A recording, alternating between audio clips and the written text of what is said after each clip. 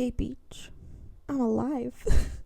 I know it's been since I think July that I've uploaded. I don't know. I haven't looked at my YouTube analytics in a solid amount of time because I haven't been able to make any new videos. And I suppose y'all are wondering where I've been. Maybe I'll make a proper little update video. I don't know. But if you want to keep up with me in more real time, go to my Twitter and follow me there at Satanic Panic. It's S8NIC and PANIC. And then I can update y'all better. Also, if I'm a little bit quieter, it is because I now have roommates. So, yeah. Also, I guess in the spirit of updates, since I'm going to try to keep this quick, since uploading my last video about Shane Dawson, I have finished my summer classes. Not super well, but I'm sad about it. Started a new job, where I'm working pretty close to full-time. I've now started my fall classes, so I'm in school full-time again, so that's interesting. Like I said, I have roommates. I came out as non-binary to my friends, at least. And I just got tested for COVID because my coworker tested positive, and thankfully I'm negative, and I get to go back to work tomorrow. Also in there, I turned 22. So, yeah, that is my life. If you would like a more in-depth, thing about it, leave a comment. But I feel like that's not what we're here for. We're not here for me, necessarily. So, hello, guys, gals, and non-binary pals. What has arisen me from the dead to come back to YouTube despite being very stressed and busy? Well, with, I believe hashtag cancel Netflix is still trending on, Twitter. Actually, I could check and see, but I'm not going to. So, yeah, but the reason for that, if you live under a rock and don't know, is because of the very controversial movie Cuties that just released on the 9th of this month, September, in the year of our Lord 2020, which honestly it feels like this year is from Satan and not our Lord. But anyway, it's a shit show. So when this movie's trailer dropped and the poster dropped, because originally this is a French movie and it was in the Sundance Film Festival, if I remember correctly, based on my minimal research. So they, the poster that was shown in France, I also believe at Sundance, versus the one that Netflix had originally put out, there was a big backlash on that because it showed a very sexual image of the four main girls of the movie. Also in my perusing of Twitter and the cancel Netflix hashtag and the general response is someone compared it to I believe it's the first season of Dance Moms when the girls were super young, and I believe Abby Lee Miller said it was like a streetwalker dance, if I remember. This is where my stupid amount of Dance Moms knowledge comes in handy. Also, I just finished watching Creepshow Art's video on this, and she pointed that out as well. So, the parallels there are immaculate. The vibes are not good, but they're there. And so, there was the big backlash with that was that they were sexualizing these girls, and then there was all this talk about how the director of the film, her intention was to kind of call out how young girls are sexualized nowadays and to kind of condemn that. So I wanted to view this movie with an open mind, knowing what the director's intention was, and I wanted to see if they had done what they had set out to do. And oh boy, I wouldn't be making this video if they had done what they had set out to do. Like, also, weirdly enough, I found myself looking up stuff about this movie on TikTok, and most people are outraged, rightfully so. There was one that I saw that was like, oh, this just seems like a regular coming-of-age movie. I remember stuff like this from my childhood, and girl, go to therapy, please, because if this was your childhood, I am concerned for your well-being. So, a big thing with this movie is that the main character, Ami, is Muslim. And so it starts off with her going with her mother to some kind of religious thing. I don't know how the Muslim religion works, and I don't want to offend anybody.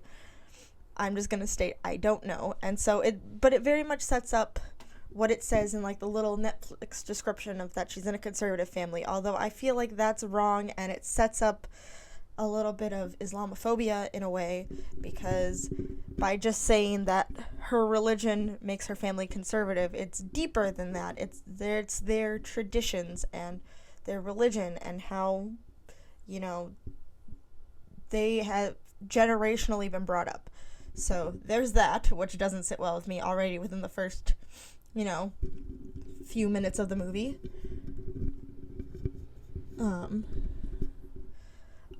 One of the lines from, the first, I want to say within the first 5 minutes of the movie, is that evil dwells in uncovered women, which, how I viewed it, was kind of setting up Ami's desire to, rebel and, break out of that. Another thing that kind of builds this whole, she's in a very conservative, patriarchal family dynamic, is that her younger brother, her mom, seems to just kind of give in to him, and Ami's supposed to serve him as a male in the family, and there's more instances of this throughout the movie, like with, because they're originally from Senegal, I believe. I could be wrong on that. The movie doesn't do a good job of portraying that. But, so her father, she's waiting for her father to come move, because they had just moved, and she overhears her mom saying how he is taking on a second wife, and they have to be there for his marriage, and her mom is miserable, and she sees this, and she's angry at her dad, so there's part of, the absentee parent, stereotypes in there, plus the being angry with your family, so you want to rebel in whatever way you see fit, or the first thing that comes to mind for rebelling, or I'm saying this wrong, but I hope you get what I'm saying. So, and maybe I'm just seeing this through a certain lens, but because I had just listened to the podcast episode that Wine and Crime put out last week on, it was daddy crime, so they talked about, the stereotypical daddy issues and the psychological things that tend to follow that if people are looking for that. And so it just kind of seemed to be setting that up also. But another big thing without this movie is it sets up these little things that are here are these big problems in her life, but none of them actually get resolved, and none of them are actually planned out well to fit in with the plot. It's very weird. So around this time also, she sees this girl in her building that's just, doing some laundry, and she's just dancing very provocatively. She's in tight pants. She's in a crop top. And so she sees this, and she wants to be like this girl. And so throughout this, it shows her rebelling in multiple ways, including stealing, I don't know if it's her uncle or her cousins, a family member that's moving there too. She steals his phone, and she takes her younger brother's t-shirt, so she has a crop top. And so she's trying to emulate these girls. She makes an Instagram, essentially, and there's a scene in the movie where she sees this girl that she had seen in her building dancing, and she sees how she's getting likes on Instagram, so she takes a picture of herself, and she goes to the YouCam makeup app and adds makeup to her face, and she uploads it, and it shows her getting likes and her being excited by that. And so then she starts at her new school and she sees this girl and she's enamored by her, and this girl's friends immediately bully the main character. And so this doesn't dissuade her. She's still trying to be their friends because she's enamored by their lifestyle and how they wear short skirts and crop tops and get likes on Instagram and everything. Which, on the surface, that does kind of fit and sound like a coming of age. This is what youth in the world are dealing with now in the age of social media and over sexualization. But with this bare bones idea that you can kind of see the start of, they completely destroy that with a lot of the scenes. Like, there's a scene shortly after where, in trying to be friends with them, these girls tell Ami to go and try to get a picture of this older boy they like's, private parts while he's going to the bathroom. And so she's filming and he catches her, and it's like, why did that need to be in there? Or, like, there's a whole scene where the girls are talking about how one of them saw her brother's private parts, and it's like, why does that need to be in there? And then it shows a dance video of, like, because the whole thing in this is that they're a dance team or a twerking group or whatever the fuck. And it shows, like, a video that these girls had supposedly put on, like, this movie's version of YouTube. And at the end of it, a girl, like, accidentally or not accidentally lifts up her shirt and exposes her breast. And it's like, why is that in there? Because then Ami is seen idolizing that, and so she wants to be noticed. She noticed the likes that girls get when they sexualize themselves. And then shortly after, there's a scene where she's watching a very sexualized music video while she's in worship. So, like, she has her scarf over her head for modesty and everything, and so she just hides under it while everyone's praying, and she watches this video, which, one, makes no sense to me, because also she wasn't listening with headphones, and she would have been caught, and I'm just so confused by that. But, like, then there's a whole moment where a girl finds a used condom and blows it up thinking it's a balloon, and I think that's to show just how young and innocent these girls are. But also, like, why? Why did that need to be included? Because it has these threads of a plot and semblance of an idea, but nothing connects in a way that actually tells the story that the director claims that they were trying to tell. Like, I guess at this point I'm just pointing out scenes that bother me and bother most people, and I feel like I'm just going to be rambling on that, so I'm going to try to cut out some of this, because there are a lot of scenes that are like, why does this exist? So to get into, like, the dance group, because one of the girls got kicked out for, I don't know, she ruined one of the girls' chances with this guy that they tried to get Ami to take pictures of his genitals, which, just, why? And so she's kicked out of the group, and then, so Ami's way to try to convince them that she should be in it is she starts twerking and dancing very sexually, but she's just so obviously an 11-year-old girl that it makes you, at least it should make you uncomfortable. And so, like, with any of the scenes of them dancing in a provocative nature, because, again, technically there isn't anything wrong with twerking, the big problem is how the camera shows this.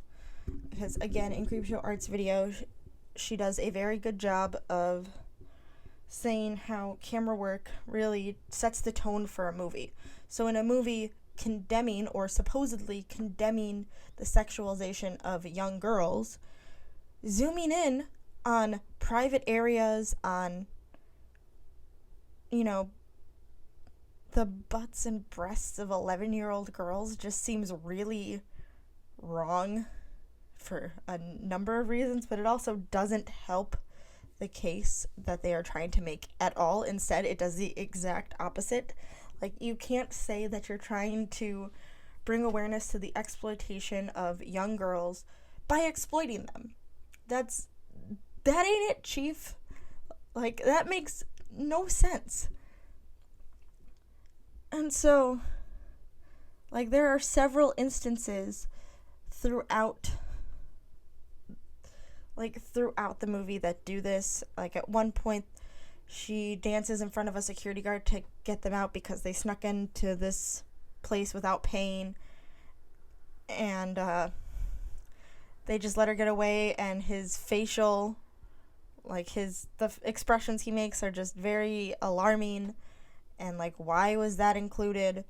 And then, at one point, like, one of the most uncomfortable, to say the least, scenes is when Ami shows up to school. She let her hair down. She's wearing a crop top that's showing cleavage, or whatever cleavage this 11-year-old girl supposedly has, and she's wearing these tight pants, and then she gets in a fight because she's been acting out.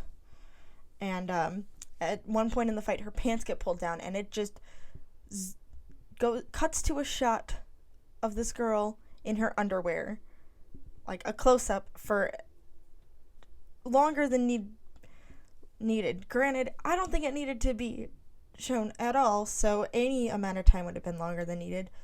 But still, also at one point, her cousin or uncle or whoever's phone she stole catches her with her phone, or with his phone, and she starts to unbutton her pants, thinking that her being sexual let her keep the phone, and then when that doesn't work, she locks herself in the bathroom and posts a picture of her genitals on the movie's version of Instagram.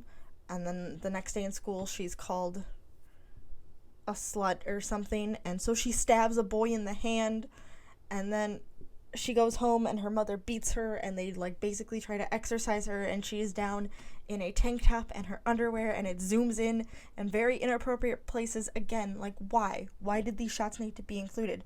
They do not tell the story that the director is supposedly trying to tell. It makes no sense. And, like, there's all this imagery around a dress that she got as a gift to wear to her father's marriage to his second wife. And, like, by the end of it, they get to this dance competition, and they're dancing very, very sexually and provocatively, and it's very uncomfortable. And at first the crowd is very into it, and then they progressively get, more and more upset with it, except for some people in the audience, which is a very interesting choice.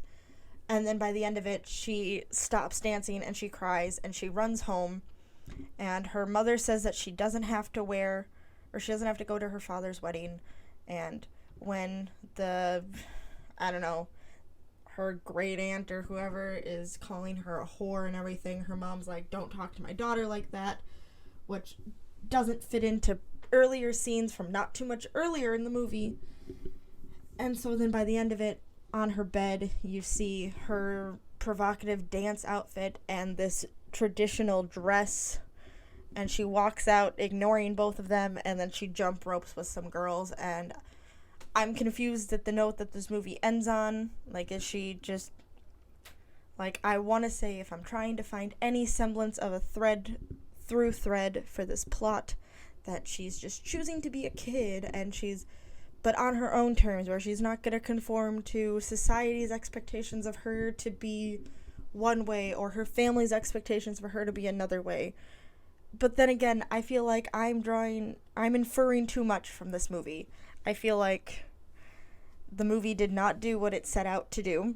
I feel like everything, like, this movie had some very disjointed, disconnected moments of plot that vaguely fit the coming-of-age movie structure very vaguely. You have to really, really pull that out of it to get that conclusion.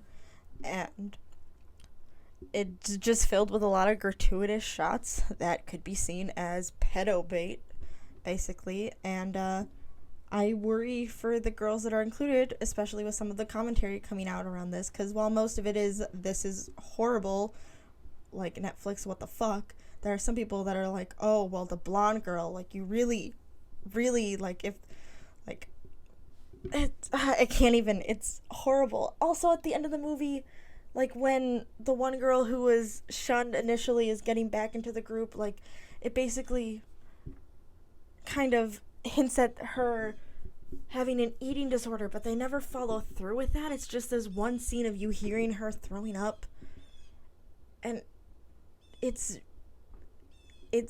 confusing, it's upsetting, and I was gonna say controversial, but I think we're all pretty clear on the fact that this is just blatantly inappropriate. And